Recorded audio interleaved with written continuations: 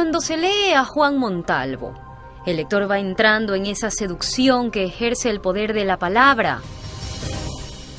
Gran polemista, atacaba y criticaba los regímenes autoritarios de su época, entre ellos obviamente García Moreno, Ventimilla. Entonces en ese sentido es un importante publicista ecuatoriano del siglo XIX.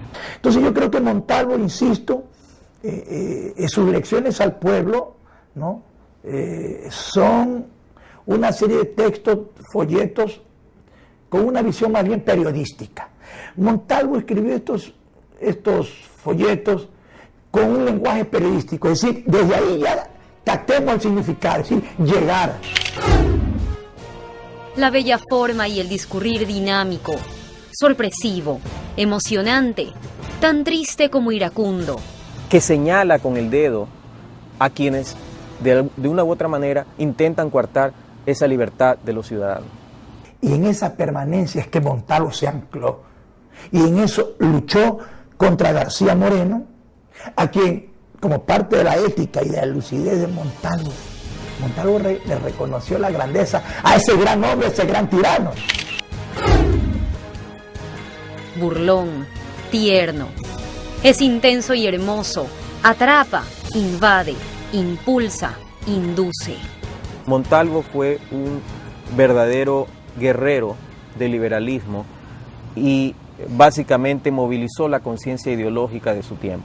Cuando Montalvo nos provoca en sus lecciones al pueblo, nos está diciendo qué es la libertad, qué es la democracia, cómo hay que combatir a los tiranos y las tiranías. Y por eso el modo en el que él exponía sus ideas era obviamente algo que llegaba a los lectores y hacía que los lectores se identificaran con él. Por eso ese afán didáctico de Montalvo que se ve en casi todas sus obras. Cuando se trata de explicar a Montalvo, se explica la experiencia de Montalvo, su historia, su cultura, sus estudios, sus odios y resentimientos, sus amores, sus emociones, pero también se está explicando el país, con los personajes que relata, con la forma acabada que él modela frente a uno, con sus vibrantes escritos, vive la historia del país. Que Montalvo debe ser devuelto desde la contemporaneidad de sus discursos a la contemporaneidad de ahora. Entonces, si no nos planteamos realmente cuál fue el aporte de Montalvo, de un hombre liberal progresista del siglo XIX, no podemos entender, y la juventud seguramente llegará a la universidad y ya no tendrá idea de lo que aprendió, entre comillas, de Montalvo, o de cuál es la verdadera importancia de un pensador de avanzada como Montalvo en la actualidad. ¿Por qué? Porque la historia únicamente se explica y tiene sentido si empezamos a pensar nuestro presente. Si no, se vuelve una mera curiosidad de anticuario o de coleccionista y no sirve prácticamente para nada. Política o literariamente, él es el resultado de querer explicarnos esa historia.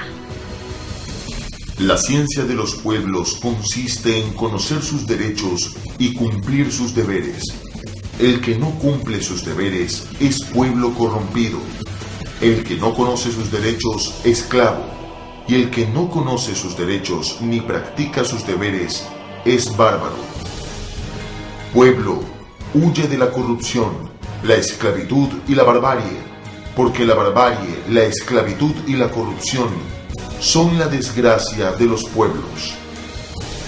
Creo que más allá de los estereotipos, hay que empezar a leer a nuestros clásicos, hay que empezar a leer y a releer nuevamente a Juan Montalvo.